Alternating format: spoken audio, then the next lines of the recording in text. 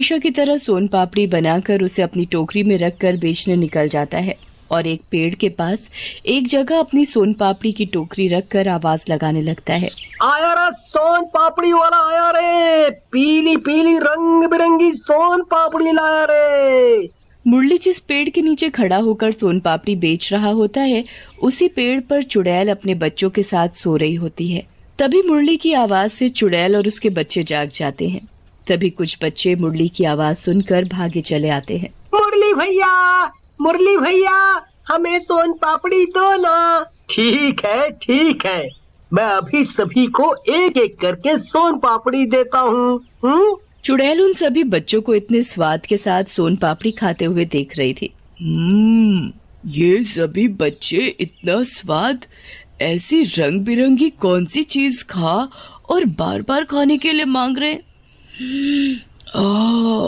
और तो और इसमें तो उसमें से इतनी अच्छी खुशबू भी आ रही है। तभी एक बच्चा मुरली से कहता है, भैया, आपकी रंग बिरंगी सोन पापड़ी खाकर मजा ही आ गया। अच्छा, तो ये बच्चे सोन पापड़ी खा रहे हैं। तभी चुड़ैल के बच्चे देखते हैं कि मुरली की टोकरी में थोड़ी बहुत ही सोन पापड़ी बची है। माँ, हमें भी सोन पापड़ी लाकर दो ना। उसकी टोकरी में सिर्फ थोड़ी सी सोन पापड़ी बची है। चुड़ैल मन में सोचने लगती है, इससे पहले कि उस आदमी की सोन पापड़ी खत्म हो जाए, मैं उसकी नजर बचाकर सोन पापड़ी ले आती हूँ। फिर चुड़ैल अपने बच्चों से कहती है, ठीक है, मैं अभी तुम्हें सोन पापड़ी लाकर देती हूँ। चुड़ैल सबकी नजर बचाकर मुरली की टोकरी में रखी सोन पापड़ी चखकर देखती है। अरे वाह, ये तो बड़ी अच्छी सोन पापड़ी है। मैंने आज से पहले ऐसी सोन पापड़ी कभी नहीं खाई। फिर वो चुड़ैल मुरली की रखी टोकरी में से सोन पापड़ी चुरा कर अपने बच्चों को खिलाती है। अरे वाह, ये तो बड़ी अच्छी सोन पापड़ी है, खाकर मजा ही आ गया। माँ, थोड़ी सी सोन पापड़ी और लाकर दो ना। तभी चुड़ैल देखती है कि उसकी टोकरी में अब एक भी सोन पापड़ी नहीं बची है। अरे, इस आदमी की टोकरी में तो एक भी सोन पापड़ी नहीं बची। शाम हो जाती है तो मुरली अपनी सोन पापड़ी की टोकरी लेकर अपने घर की ओर जाने लगता है। अरे रे, ये आदमी तो अपने घर जा रहा है। इसकी सोन पापड़ी इतनी अच्छी और स्वादिष्ट है कि बस खाकर मजा ही आ गया। अगर ये आदमी घर चला गया तो मुझे उसके घर का पता कैसे चलेगा? मैं इसकी सोन पापड़ी अपने बच्चों को कैसे खिला पाऊंगी? इससे पहले कि ये आदमी अपने घर जाए, मैं इसके पीछे पीछे जाकर इसका घर देख लूंगी और फिर रोज मैं इसके घर से सोन पापड़ी लाकर मैं और मेरे बच्चे खाया करेंगे। ये सोचकर फिर चुड़ैल भी मुरली के पीछे पीछे उसके घर चली जाती है और घर पहुंचकर मुरली अपनी पत्नी को आवाज लगाता है, सीमा, ओ सीमा। आ रही हूँ बाबा, आ रही हूँ। तभी मुरली की पत्नी सीमा दरवाजा खोल देती है और मुरली घर के अंदर आ जाता है। मुरली के साथ चुड़ैल भी घर में आ जाती है, जिसका किसी को भी पता नहीं चलता कि चुड़ैल भी उनके घर में आ चुकी है। क्या बात है, आज आप बड़ी जल्दी आ गए? आज मेरी सोन पापड़ी जल्दी बिक गई, इसलिए मैं भी जल्दी आ गया। अरे, आप सोन पापड़ी इतनी अच्छी जो बनाते हो, जल्दी बिकेगी कैसे नहीं?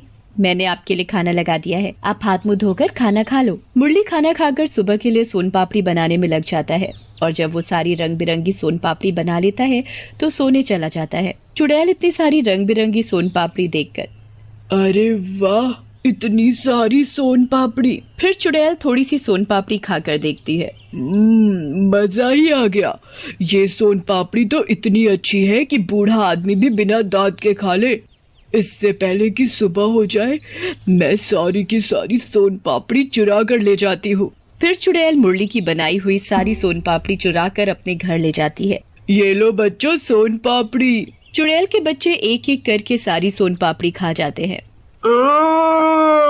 माँ, ये सोन पापड़ी तो बहुत ही अच्छी थी, कल फिर हमें सोन पापड़ी ला कर देना।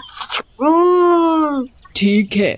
और फिर अगली सुबह मुरली सुबह जल्दी नहा धोकर तैयार हो जाता है और सोन पापड़ी बेचने के लिए वो जाने लगता है तो देखता है, अरे ये क्या, सोन पापड़ी की टोकरी तो एकदम खाली है, इसमें से सोन पापड़ी कहाँ गई?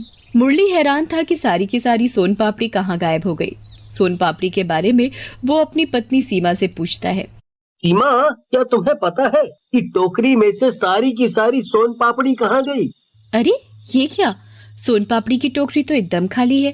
इसमें से सोन पापड़ी कहाँ गई? यही तो मैं तुमसे पूछ रहा हूँ कि टोकरी में से सोन पापड़ी कहाँ गई? कल रात मैंने सारी सोन पापड़ी टोकरी में बनाकर रखी थी, फिर इसमें से कहाँ चली गई? घर में सोन पापड़ी के गायब होने की वजह से मुरली परेशान हो जाता है और वो आज बेचने भी नहीं जा पाता। फिर जैसे ही रात होती है वो सोन पापड़ी बनाने में लग जाता है और जब सारी सोन पापड़ी बना लेता है तो उन्हें टोकरी में ढककर रख देता है और सो जाता है। उधर चुड़ैल और उसके बच्चों को सोन पापड़ी खाने का मन करता है। माँ, माँ, आज भी सोन पापड़ी लाकर दो ना, हमें और सोन पापड़ी खानी है। खानी तो मुझे भी है, उसकी सोन पापड़ी है ही इतनी अच्छी कि रुका ही नहीं जाता। फिर चुड़ैल मुरली के घर दोबारा सोन पापड़ी चुराने चली जाती है और उसकी सोन पापड़ी की टोकरी खोल कर देखती है। वाह वाह, इतनी सारी सोन पापड़ी! और वो सारी की सारी सोन पापड़ी लेकर अपने घर चली जाती है। ये लो बच्चों, तुम्हारी सोन पापड़ी। सोन पापड़ी देखकर चुड़ैल के बच्चों के मुंह से लार टपकने लगती है। सोन पापड़ी, आज तो खाकर मजा ही आ जाएगा। फिर चुड़ैल और उसके बच्चे सारी की सारी सोन पापड़ी खाकर उसका मजा लेते हैं और सो जाते हैं। उधर जब मुरली सुबह सुबह तैयार होकर सोन पापड़ी बेचने के लिए जैसे ही टोकरी उठाता है, ये क्या, आज भी टोकरी में एक भी सोन पापड़ी नहीं है। ये देख मुरली की पत्नी भी हैरान होती है। समझ नहीं आता कि रोज रात में कौन हमारी सोन पापड़ी चुरा कर ले जाता है। अब मैं सोन पापड़ी कहाँ से बेचूंगा? अगर मैं सोन पापड़ी नहीं बेचूंगा तो खाना खाने के लिए पैसे कहाँ से आएंगे? फिर मुरली अपने सर पर हाथ रखकर बैठ जाता है और रोने लगता है।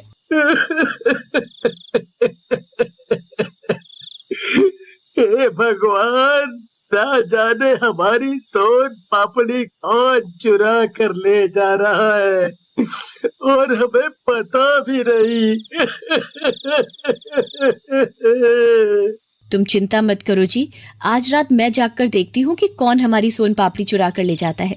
मुरली सोन पापड़ी बनाने में लग जाता है और जब सोन पापड़ी बनकर तैयार हो जाती है तो उसे टोकरी में रखकर सो जाता है।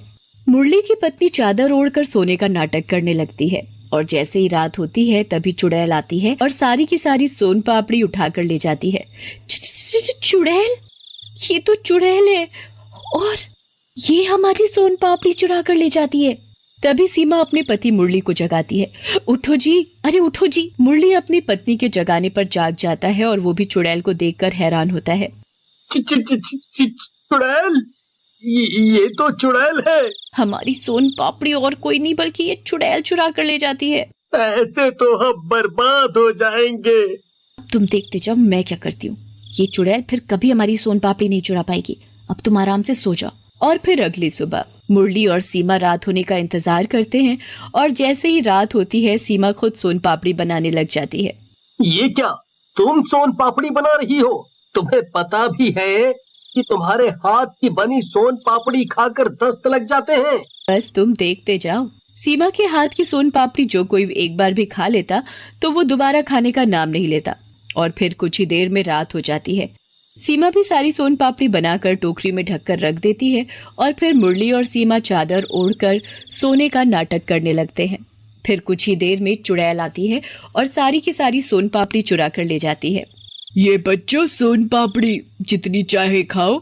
और फिर चुड़ैल और उसके बच्चे सारी की सारी सोन पापड़ी खा जाते हैं और कुछ देर बाद ही, माँ, मेरे पेट में बहुत तेज दर्द हो रहा है, मुझे 2 नंबर जाना है। माँ, मेरे भी पेट में बहुत तेज दर्द हो रहा है, मुझे भी नंबर 2 जाना है। अरे ये क्या, मेरे पेट में गुड़गुड़ क्यों हो रही है? लगता है मुझे भी नंबर 2 जाना पड़ेगा। आहा। फिर चुड़ैल और उसके बच्चे पेट पकड़कर सारी रात नंबर 2 ही भागते रहते हैं। सुबह हो जाती है पर उनका नंबर 2 चालू ही रहता है। माँ, अब कभी हम सोन पापड़ी नहीं खाएंगे, कभी नहीं खाएंगे। मैं भी आज के बाद कभी सोन पापड़ी खाना तो क्या, उसका नाम तक नहीं लूंगी। आओ। फिर उस चुड़ैल ने आज के बाद मुरली और सीमा के घर से सोन पापड़ी चुराना बंद कर दिया